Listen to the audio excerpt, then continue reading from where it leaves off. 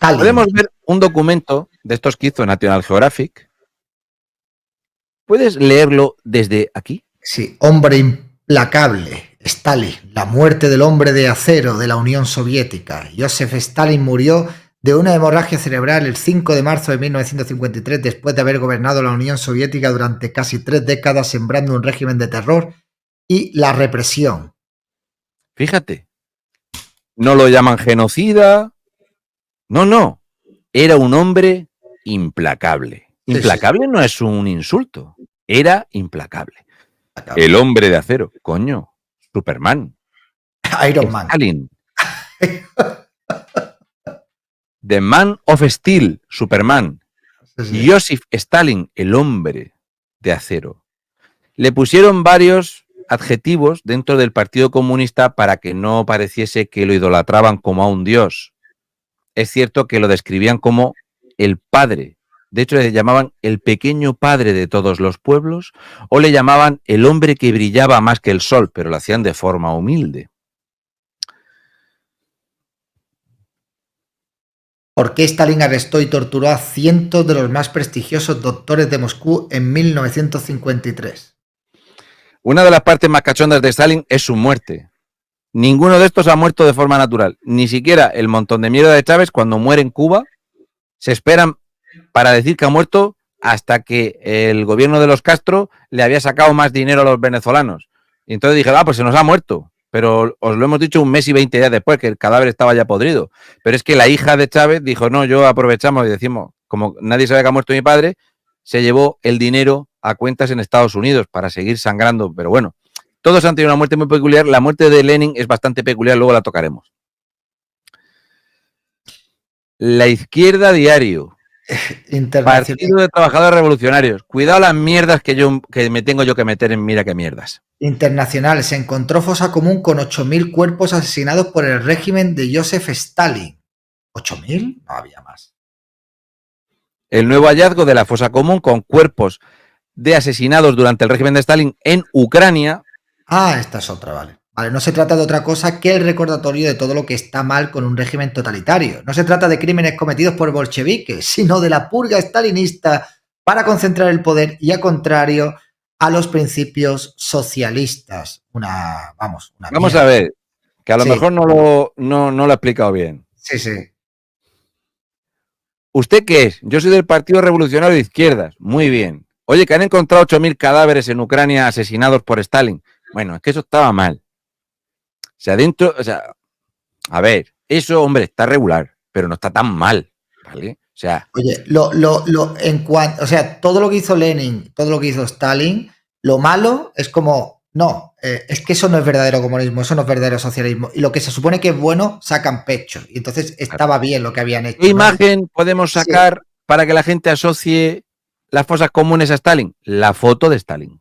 Claro, la foto de Stalin. Y recordamos las declaraciones de Julio Anguita, donde decía que, bueno, que la Unión Soviética había tenido sus luces y sus sombras, pero que, ha tenido cosuchas. Pero que no tenía nada de que avergonzarse, que ya estaban bien los comunistas de tener que sentirse avergonzados por lo que hizo la Unión Soviética. Y este es Julio Anguita, el gran político que se le ha vendido a la derecha, que a pesar de ser comunista, pues era un político honrado. Pues Julio Anguita era un desgraciado y un hijo de puta, al igual que cualquier persona que promueva el comunismo, y más él, que además era profesor y un tipo inteligente, lo cual deduce que era un auténtico psicópata o un perturbador. Bueno, es que él era marxista, como Felipe González. La cosa es que la muerte de Stalin fue súper cachonda. Daros cuenta que le vamos a seguir llamando Stalin, aunque él no se llamaba Stalin, como a Ana Belén, la llamamos Ana Belén, pero que ya se llama Maripili, ¿vale?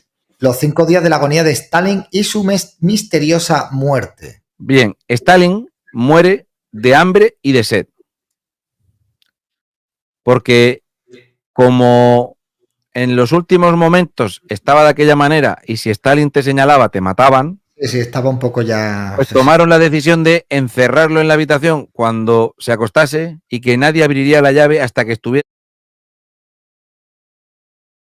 de que se había muerto. Entonces señalaba te mataban. Sí, estaba un poco ya... Pues tomaron la decisión de encerrarlo en la habitación porque como en los últimos momentos estaba de aquella manera y si Stalin te señalaba te mataban. Sí, estaba un poco ya... Pues tomaron la decisión de encerrarlo en la habitación cuando se acostase y que nadie abriría la llave hasta que estuvieran seguros de que se había muerto. Entonces llegaron a ese acuerdo de, da igual lo que oigáis dentro, dejadlo que se muera de una santísima vez, porque Fíjate tú si lo estaban querías. seguros que mientras respirase, cualquiera que viera lo condenaba a muerte. Entonces llegaron a un acuerdo de, mira, si queremos salir vivos los que estamos aquí, cerrar la puerta. Cerrar la puerta y hasta que ya no se oiga nada, que hayan pasado muchos días, que de verdad sepamos que se ha muerto. Entonces Stalin murió como mueren todos, como Lenin, como mueren todos estos, que es solo y podrido, como le pasó a Chávez, porque el temor y el pavor que tenían del loco este y todo lo que había matado, le tenían pavor. O sea, nadie quería asomarse, porque al que se asome, al que abra la puerta de la habitación, está condenado a muerte. Y ellos obedecían ciegamente a Stalin,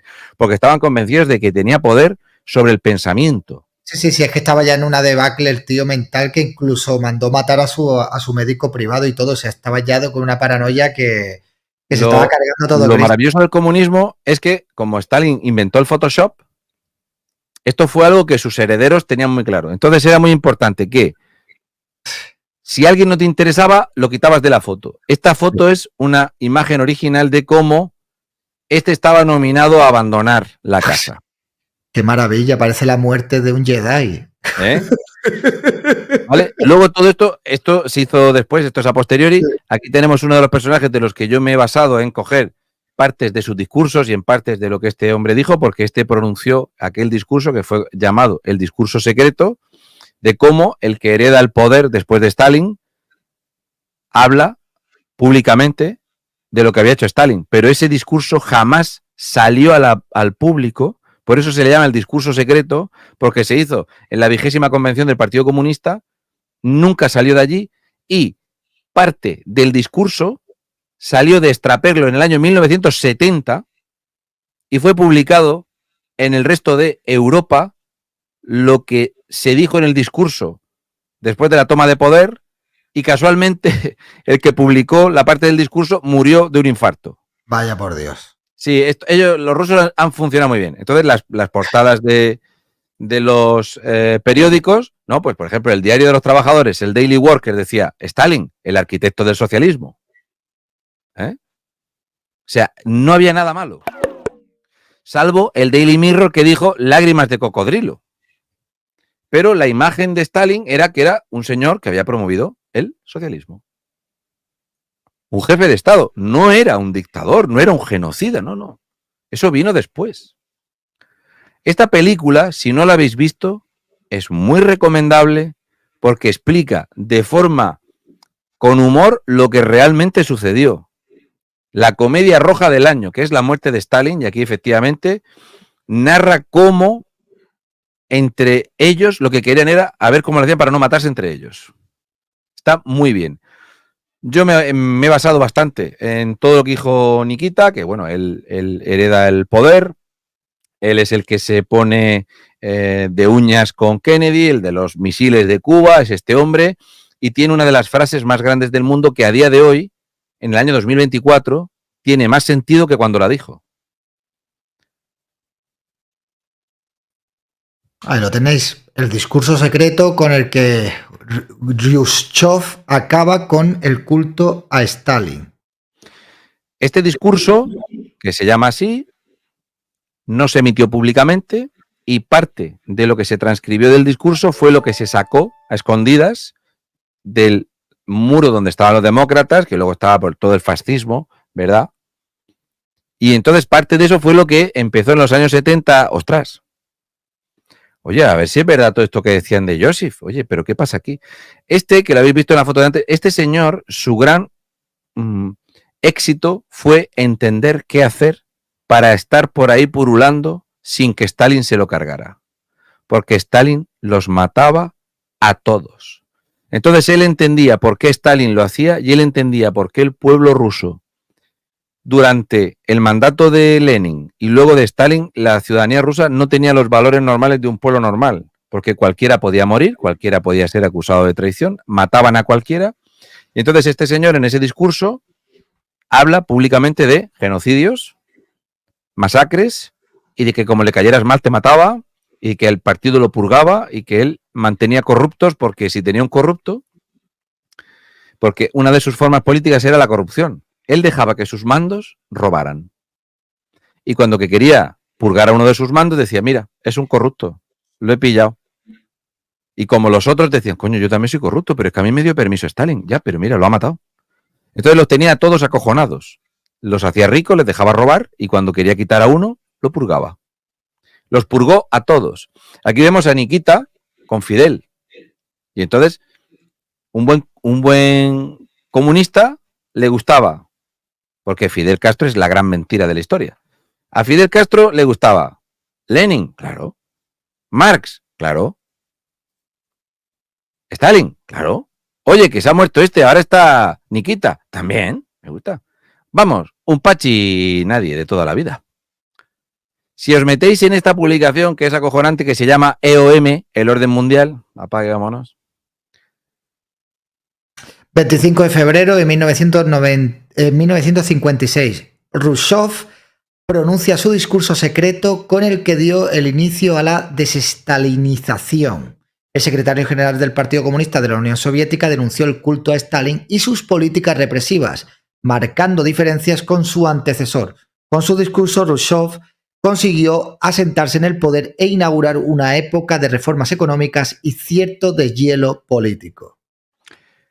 Bueno, el deshielo político es que el tío, digamos que hacía cosas un poco peculiares, ¿vale?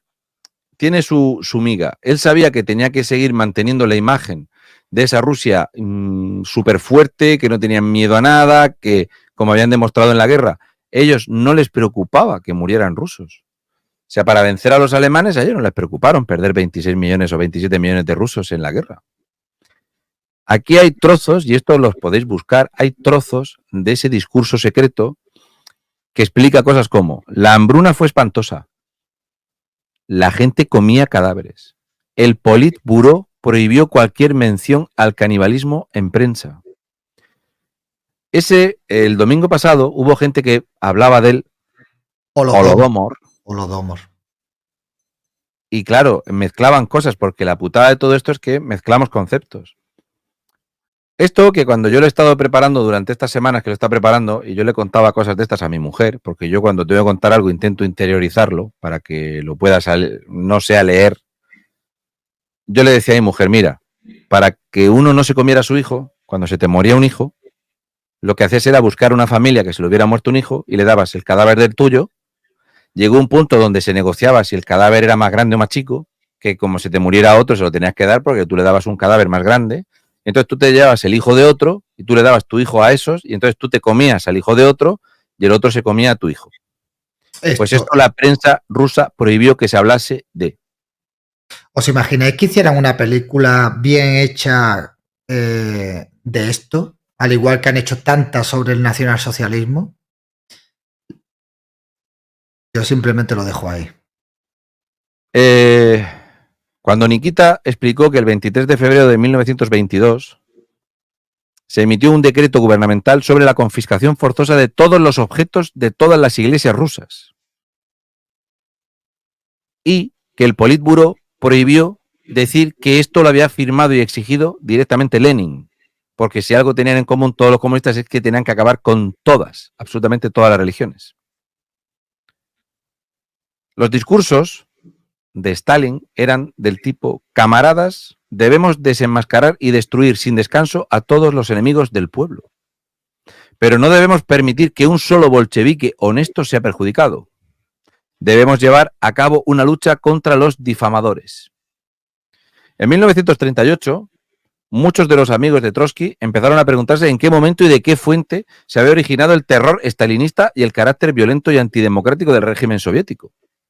Para algunos, la podredumbre había comenzado con el aplastamiento de la revuelta del Krondast, que os sacamos la semana pasada, en marzo del 21. Ahora planteaban políticamente la cuestión de la responsabilidad personal de Trotsky. Trotsky, enemigo acérrimo de Stalin. Para eso se lo cargó en México. Un cambio hacia políticas represivas de la República Soviética mientras Lenin y Trotsky aún estaban en el poder. Por lo tanto, lo que decía Nikita es que tanto Trotsky como Lenin, que se habían idealizado, habían empezado a matar rusos como si no hubiera un mañana. Que no había que culpar solo a Stalin, que Stalin siguió matando lo que habían empezado Trotsky y Lenin. Y entonces hizo esta pregunta. ¿No había dirigido Trotsky él mismo la expedición punitiva para matar a la gente del Krondast? ¿De qué manera fue superior a Stalin? Stalin llamó a todos los que no estaban de acuerdo con él enemigos del pueblo. Dijo que querían restaurar el viejo orden y para ello los enemigos del pueblo se habían vinculado con las fuerzas de la reacción internacional. Como resultado, cientos de miles de personas honestas perecieron. Todo el mundo vivió con miedo esos días. Todo el mundo pensaba que en cualquier momento golpearían a la puerta a mitad de la noche y que ese golpe resultaría fatal. Las personas que no le agradaban a Stalin fueron aniquiladas. Miembros honrados del partido, gente intachable, trabajadores leales y a favor de nuestra causa, que habían pasado por la escuela de la lucha revolucionaria bajo el liderazgo de Lenin. Así que fue una arbitrariedad absoluta y completa. ¿Y ahora todo esto debe ser perdonado y olvidado? Nunca. Esta es la parte más conocida de ese discurso secreto que dijo Nikita, donde empezó a reconocer que había un genocidio programado y ejecutado desde la ideología de Trotsky y Lenin en adelante, donde reconocía por primera vez que se había matado a gente honesta, que no habían hecho absolutamente nada malo, que era arbitrario. Mataban porque había unas cuotas de matar. Una de las fotos más famosas de Nikita fue esta foto, porque el tío con un par de huevos se plantó en Estados Unidos a decirle a Kennedy que a él no le preocupaba una guerra, que los rusos no tenían nada que perder. Y le propuso un negocio maravilloso. Le cambiaba a los americanos vodka por Pepsi, porque estaba fascinado por la Pepsi. Eso decía que los rusos no sabían lo que era. Este tío salía en la revista Life. Era absolutamente maniático de cultivar maíz, porque decía que, al contrario que Stalin, no era bueno que todo el mundo se te muriera de hambre. Si se moría la gente de hambre, tenías un problema en el país.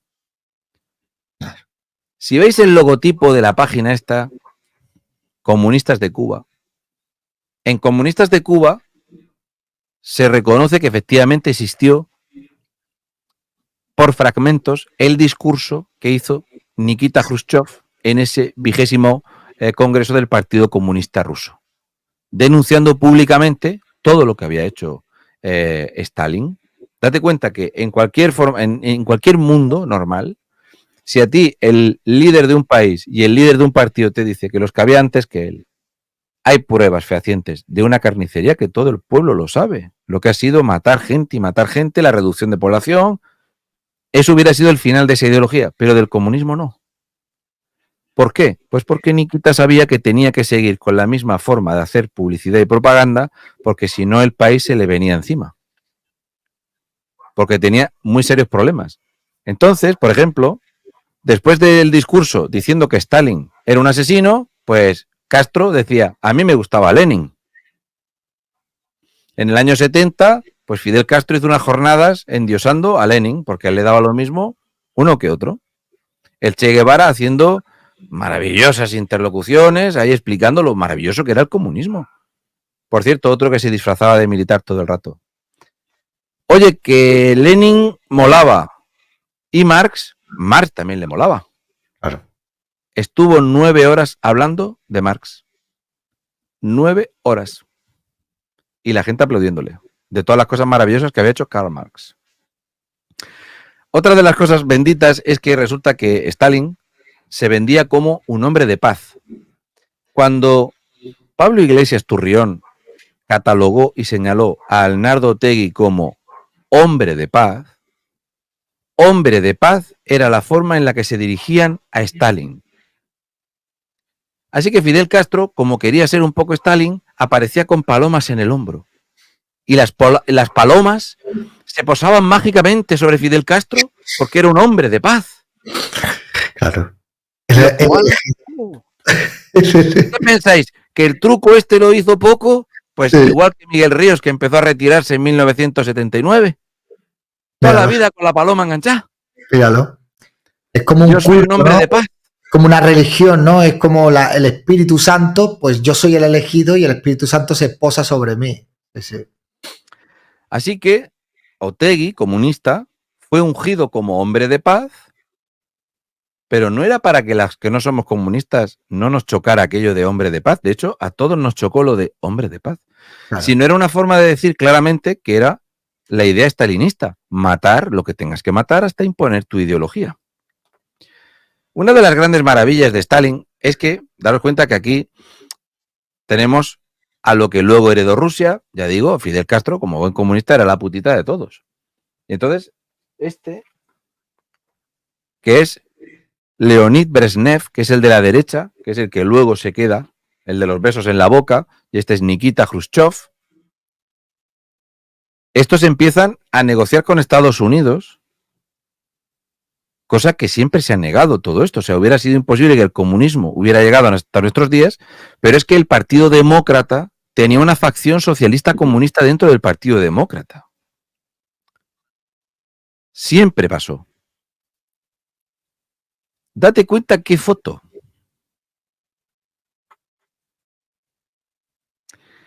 La frase de esta foto es milagrosa. Ya digo que el comunismo se ha vendido siempre igual y funciona exactamente igual. Y a día de hoy está de moda y es de total actualidad aquello que defendía la Unión de Repúblicas Socialistas Soviéticas. Para hacer temblar a Occidente había que apretar en una sola ciudad. Este es el momento donde Rusia se ofreció a darle todo el vodka que quisiera a Estados Unidos a cambio de la Pepsi. El hombre vino fascinado. O sea, cuando le preguntaron, ¿qué te ha parecido Nixon? ¿Qué te ha parecido Estados Unidos? No sé, la Pepsi es...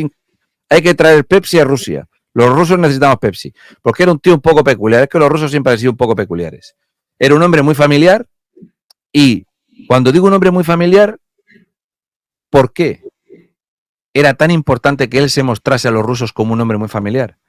Porque Stalin dijo que un bolchevique no tenía familia, que un bolchevique yacía por placer con una mujer, que la mujer tenía que atender las cosas del hogar y que los hijos eran cosa del Estado.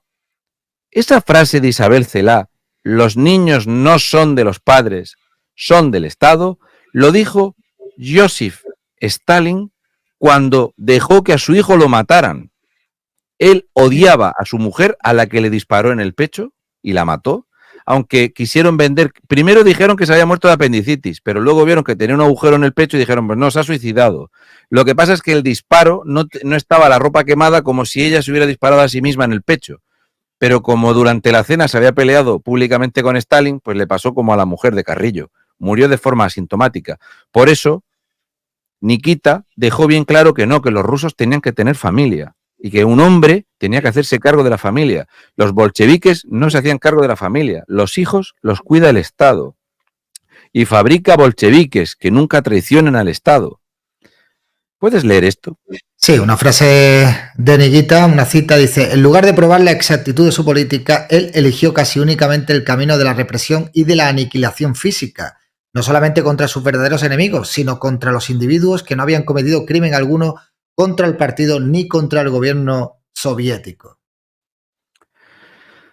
Cuando empezó a hablar Nikita, casi todas las cifras que se saben hoy día, porque como ya os explicamos el domingo pasado, se sabe que mató a 1.300.000 soldados, pero lo que no se sabía o no se había contabilizado era la cantidad de familiares que mató para hacer que se entregaran los soldados. Solo quedan algunos fragmentos de algunos mensajes, de algunos telegramas, porque ellos borraban todo lo que hacían, se avergonzaban de lo que hacían. No querían que el tiempo los juzgase como los asesinos que eran. Entonces, por ejemplo, entre el año 1929 y 1953, el gobierno de Stalin, que inventó el juicio político, que también lo impuso en España, durante esos años mató estadísticamente a 2.819 rusos por juicio político.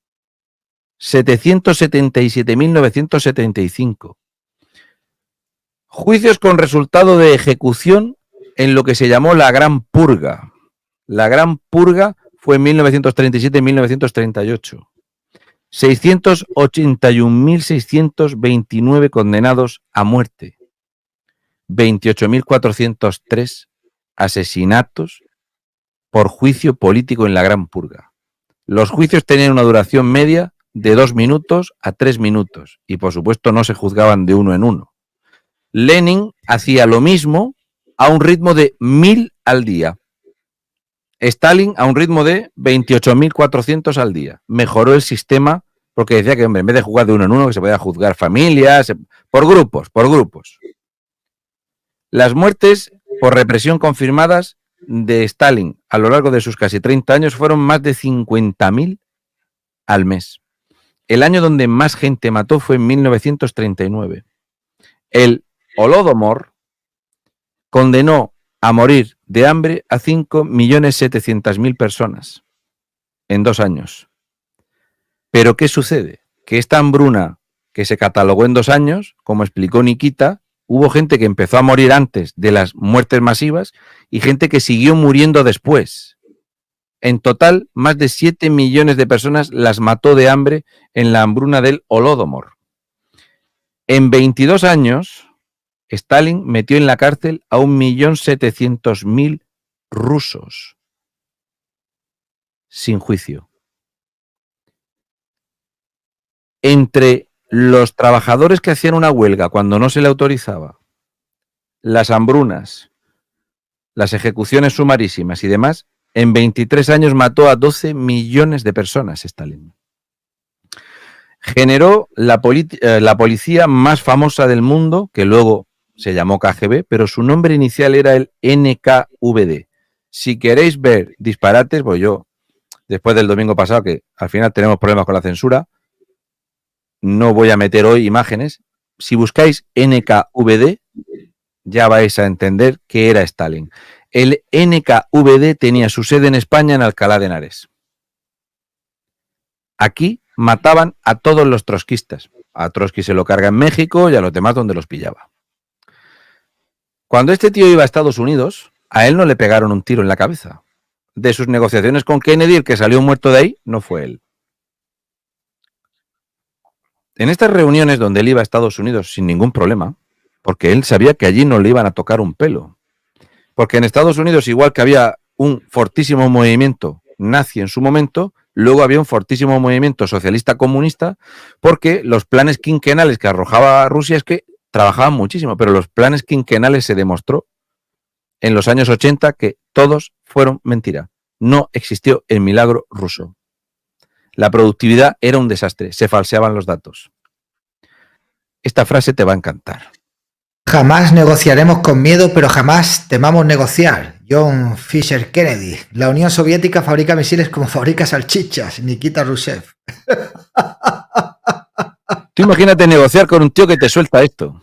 Es que es increíble, ¿no? Cuando la gente te habla, cuando ves a estas personas que te hablan del milagro económico de la Unión Soviética, de los logros de la Unión Soviética, hombre, por Virgen Santísima de mi corazón. ¿Había algo que fuera verdad dentro de la Unión Soviética? Algo que nada. te vendieran como una verdad. Nada. Todo propaganda, propaganda, mentira. De hecho, cuando Nikita hablaba sí, de que ellos hacían misiles como salchichas, se le olvidó decir que los ingenieros que fabricaban los misiles eran todos ingenieros nazis. Claro, es que fijaos en el dato. O sea, solamente en un periodo de 2 años ya la Unión Soviética de Stalin había matado a más de 7 millones de personas. Sin embargo, siempre se habla de la famosa cifra de los 6 millones de Alemania. Y eso ya es algo que ha conmocionado al mundo. Hombre, son 6 millones de personas, algo que no se puede volver a repetir, una tragedia humana sin precedentes. No, claro que tenía precedentes y luego tuvo un heredero peor, Stalin. En todos los términos, el comunismo es peor que el nacionalsocialismo. En todos. Estadísticamente, en todos. Eso es así. Esta frase es oro molido. Considero a Berlín como los testículos de Occidente. Cuando quiero que Occidente grite, aprieto a Berlín, Nikita. Exactamente lo mismo que ahora. En cuanto que arruina Rusia a Alemania, toda Europa tiene que cambiar su política. Claro.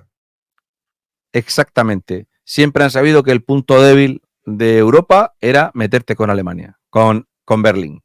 Y esto está totalmente de actualidad.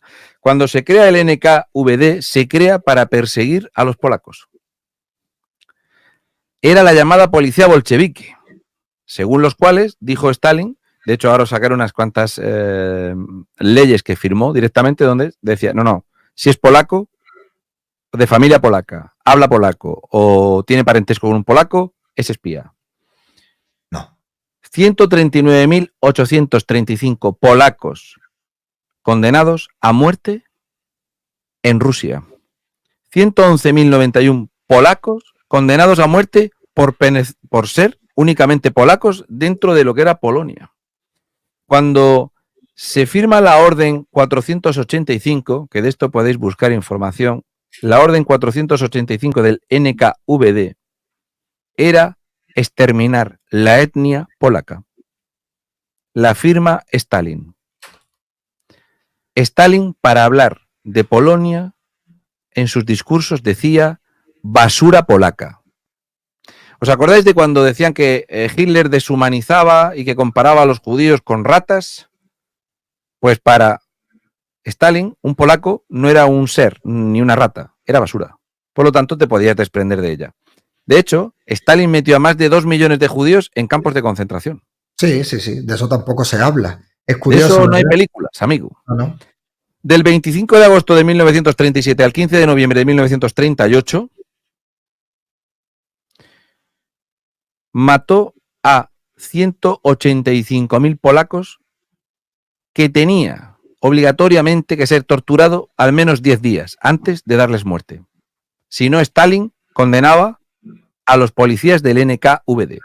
Pensad que cuando se instalan las checas, cuando Lenin instala las checas, porque decía que es que los zares tenían 15.000 agentes y él instala las checas, en 2 años las checas tenían 280.000 agentes de represión rusos para matar rusos. O sea, de 15.000 a 280.000. En lo que era la Unión de Repúblicas Socialistas Soviética, 165.000 niños recién nacidos polacos fueron asesinados por la Orden 486. Familiares traidores de la patria, decía Stalin que eran. Más de 250.000 mujeres, ancianos y niños, aparte de los bebés, también los mató. Porque al principio pensaban que estaba bien matar hombres, pero luego pensaron que, bueno, si matas hombres, ¿por qué no vas a matar a las mujeres, a los niños y a los ancianos también? Un exterminio únicamente por ser polacos. En 1940, a Trotsky se lo cargan. Otros que le habían criticado, como Eugen Konovalets, a este se lo cargó en Holanda. Jenny Miller, en 1930, es secuestrado en París y también se lo cargan en Rusia. El NKVD controlaba el gobierno de la República Española. Andrés Nim, que habrá gente que aquí lo conozca, que era el secretario del POVH, trotskista, había un partido trotskista en España, es asesinado en Alcalá de Henares, donde el NKVD tenía la sede en España. Si miráis las leyes que firmó Stalin 270 en 1941 y la ley 227 en 1942, mandó divisiones acorazadas a matar a cualquiera que fuese, según él, enemigo del Estado. Llamó a las divisiones a usar la coerción y la brutalidad. De hecho, en la masacre de Katyn hubo 22.000 presos que eran, entre otros, pues líderes intelectuales, escritores, tal, polacos. Esto se juzgó en el año 2010 porque quiso Putin. O sea, de los crímenes de Stalin sigue habiendo juicios pendientes, por lo que el comunismo ha perdurado todos estos años, tal que así. Los jefes de su gabinete, era especialista, se los cargaba a todos, no dejaba ninguno. Convencía a uno de que iba a sobrevivir al otro. Este libro, por ejemplo, es muy recomendable, que se llama Moscú Feliz, que te explica cómo vivían los rusos y cómo se mantenían a base de mercado negro y de hambre, mucha hambre. De cómo las mujeres, es que ni siquiera vendiendo su cuerpo para tener sexo les garantizaban comida. Era un desastre, todo lo que se lió en Rusia, se perdió absolutamente todo. Montó un gabinete que se llamaba el gabinete Molotov y tuvo varias nomenclaturas. En el año 34, hasta el año 36, el jefe era Guenrj Yagoda. Cuando Stalin vio que había purgado bastantes, dijo, pues me lo purgo a él. Así que se lo cargó. Lo mató en 1938. Le dio el cargo a Nikolai Yevhov, que fue el jefe del Molotov desde septiembre del 34 hasta noviembre del 38. En 1940 se lo cargó Stalin. Luego tuvo a uno de sus mejores ejecutores durante 10 años, porque era amigo personal. También se lo cargó. Del 25 de noviembre de ese año hasta el 15 de marzo de 1946, en el llamado Molotov 4 y Stalin 1, 2 y 3, tuvo a su amigo Lavrenti, que era amigo personal suyo, que había participado de todas las demás purgas. Antes de morir, Stalin, en 1953, mandó matarlo para que no contase todo lo que habían purgado en Rusia. Uno de los que os recomiendo que leáis para que entendáis quién era, se llama Dmitry Volkogonov, con V y K, Volkogonov. Es un biógrafo espectacular que habla sobre todas las misiones de Stalin y de cómo mandó 3 veces a matar a Franco. La primera vez mandó a Grigori Semyonov. La segunda vez mandó a Kim Philby y a Eli Bronina. A la vista está que no funcionó el intento de asesinato. El NKVD mató comunistas, anarquistas, socialistas en toda la guerra civil. En la parte de atrás del frente iban limpiando, iban purgando.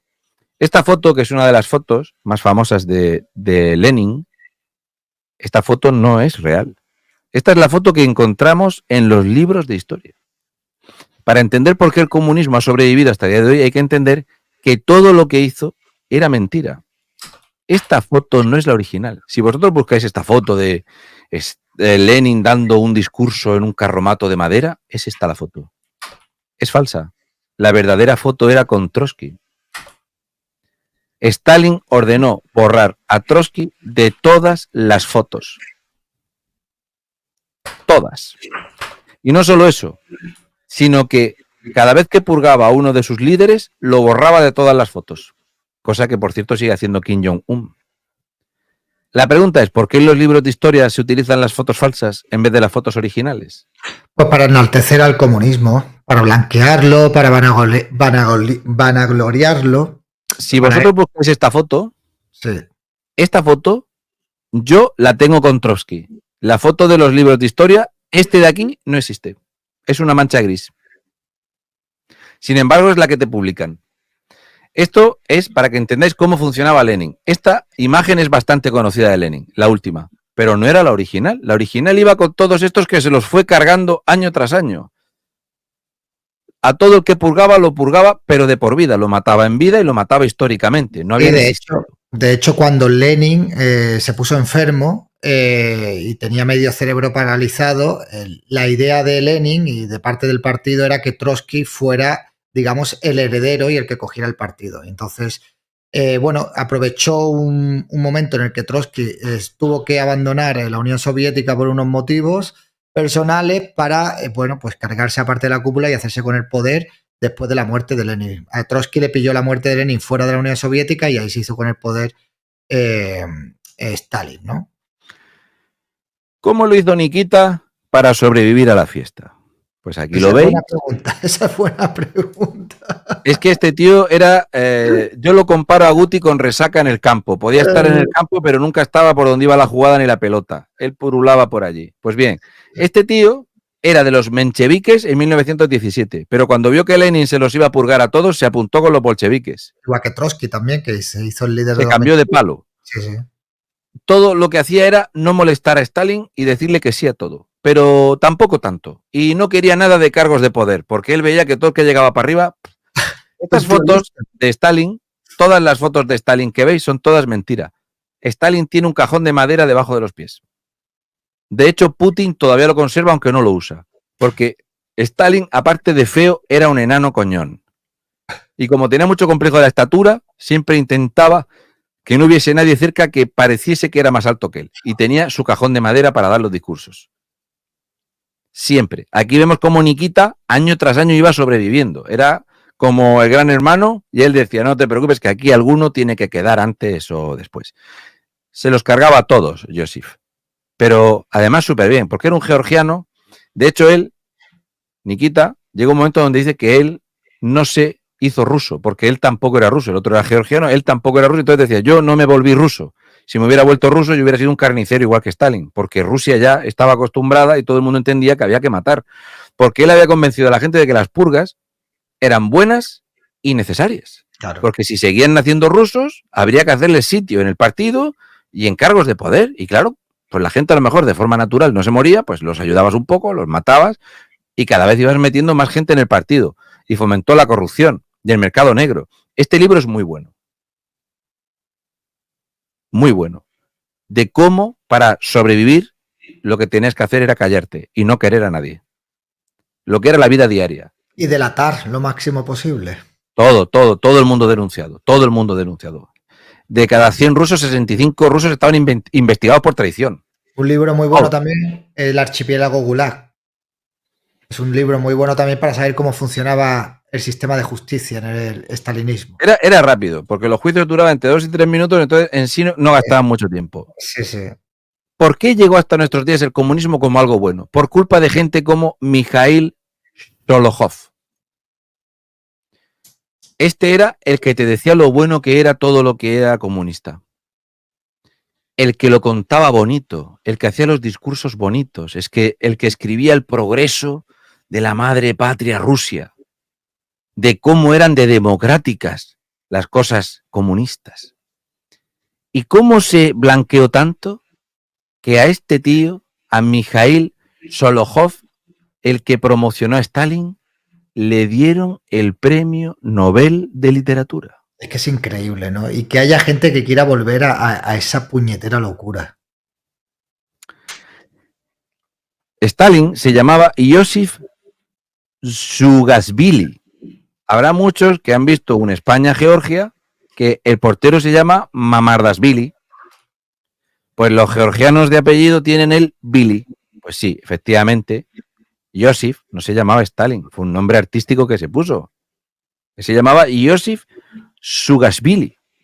Un padre borracho, un desastre de familia, un tío que odiaba a todo el mundo, era un pobre desgraciado. Entonces era otro desestructurado que él quería vengarse y tenía un odio terrible. De hecho, tenía un bajo nivel intelectual, era muy despreciado sobre todo por Trotsky también, y en sus inicios en el partido bolchevique, él se dedicaba a obtener financiación para el partido a base de atracos. Atracaba, robaba, en fin, era un perro de presa que al final se lo supo montar bien hasta hacerse con el control del partido.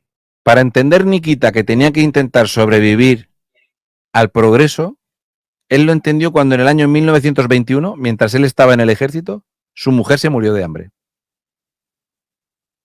Entonces, viendo que allí iba a salir viva muy poca gente, él entendió que era mejor arrimarse a Lenin que estar en el otro lado, porque su propia mujer murió de hambre en el año 1921. ¿Y qué es lo que hizo que esta es una... para que entendáis cómo está de la cabeza esta gente? ¿Sabéis por qué a Nikita, que termina por ser presidente de Rusia, no se lo carga Lenin? Porque para enterrar a su mujer en su pueblo, para entrar al cementerio había que pasar por la iglesia. Pues Nikita amarró la caja de la mujer, tiraron una cuerda por encima del tejado de la iglesia y arrastraron el cadáver por encima del tejado de la iglesia para enterrarla sin que pasara por la iglesia, demostrando que él odiaba a las religiones. Y entonces dijo Lenin, oye, pues te zagar sí vale. Lo que se hacía para que no te mataran. Esta imagen ideal, porque ya sabéis que todo buen dictador tiene una niña. Todos tienen una. Ahora tenemos a la Greta, todos tienen una. Fijaos bien en la estética que ha perdurado en el tiempo del pelo, la cara de Joseph Stalin. De Zugashvili. La voy a dejar aquí. ¿Conoces a esta? No. Es la nieta de Stalin. ¡Hostias! ¿En serio? No es broma. No es broma. Lo que ha quedado de la familia de Stalin es uno que dice que es hijo suyo, que es mentira, y esta que sí es nieta de Stalin. ¡Qué maravilla! ¡Qué maravilla! Sí, Oye, señor. ¿verdad? Porque Tienes a lo mejor idea, Stalin ¿eh? era más tonto que una piedra. Pues no te Sí. preocupes que la herencia intelectual genética, o sea, el último humano vivo de la saga Stalin, que está vivo a día de hoy, es esto. Hostia. A lo mejor sale poco en la tele, a lo mejor le invitan a pocos comités comunistas. Esta es la nieta. Dios mío. No es broma, ¿eh? La podéis buscar. Bueno, además es bueno porque lleva una camiseta con una diana, como diciendo, si mi abuelo estuviera vivo me pegaría 4 Sí, tiros. seguro, me pegaría varios. Me llevaría una de esas maravillosas. Él emprendió la gran colectivización. El fracaso económico de Lenin, él dijo, no, esto hay que solventarlo. Él inventó los call-hops, que eran esas cooperativas donde todo lo que tenía un agricultor era propiedad del Estado. Embargaba las tierras y las repartía a su antojo entre los amigos del partido. Claro, de los 38 altos cargos que había cuando empezó la Gran Purga, sobrevivieron 3. De los más de 140 altos cargos que había en el país, quedaron 10. Siempre dejaba una muestra, para que vieran que no los mataba a todos. El enorme problema que tuvo cuando empezó la guerra con Alemania es que resulta que a los que eran oficiales del ejército se los cargó a todos. Por eso firmó el acuerdo con Alemania, porque él no podía ir a la guerra con Alemania porque no tenía mandos en el ejército. Se los escamochó a todos. En 1937, en junio, Stalin exigió a las checas 25.000 campesinos. Como esto levantó asperezas en el partido, dijo, pues quiero 35.000. ¿Qué pensáis que entendió el ejército de los kulaks? Porque los kulaks se supone que eran los campesinos ricos, que eran los que estaban en las cooperativas. Pues que si había exigido 35.000 campesinos, en 15 días se habían matado 41.305. Y si exigió 5.000 de los kulaks, mataron 8.500. Los kolhops, que eran estas cooperativas totalmente fracasadas, entre otras cosas, mandaron a cientos de miles de jóvenes rusos a cultivar a Siberia. Venga, ponerlos allí, con azadas y todo esto. Él era muy partidario de la fuerza bruta. Si se podía hacer con la mano, pues se hacía con la mano. No hacía falta ninguna máquina. Cuando en el acuerdo de Yalta, porque él, después de la guerra, él tiene que ser presentado al mundo como el salvador del mundo, el hombre de la paz. Y empieza toda la obra teatral de Stalin. Cuando estaba matando a gente de hambre en Ucrania, montó un raíl de tren y montó fachadas de casas para que los visitantes del Partido Comunista de otros países vinieran a visitar Ucrania, que era un teatro por el que pasabas en tren, lleno de gente gorda comiendo en la calle. De tal forma que en Francia enloquecían con las medidas comunistas de Stalin, que todo el mundo estaba gordo, es que todo el mundo comía muchísimo. Era un esperpento. Y entonces empezó a tener el mayor ejército de dobles de la historia. Tenía dobles de todos los sabores. ¿Y qué pasa? Pues que claro, físicamente todos no se parecían, así que empezaron a usar máscaras. Máscaras bastante bien hechas para la época. Lo grababan en las películas siendo aclamado por todos los países del mundo, porque él era el padre de todos los pueblos libres. Y esto, aun sabiendo que es mentira, nadie le ha hecho una película para decir que todo era mentira. Aquí en España, en Madrid había carteles hablando de Stalin. Esto antes del levantamiento nacional. Frase de Joseph Stalin: aniquilaremos sin piedad a quien amenace con hechos o pensamientos al Estado. Por lo cual te condenaban a muerte sí o sí, porque si ellos decían que tú habías pensado, y si habías pensado, te mataban. Así que el NKVD estuvo matando en España hasta que Franco los echó. Esta es la estructura de lugares de tortura y asesinato masivo que instauró en Rusia Stalin.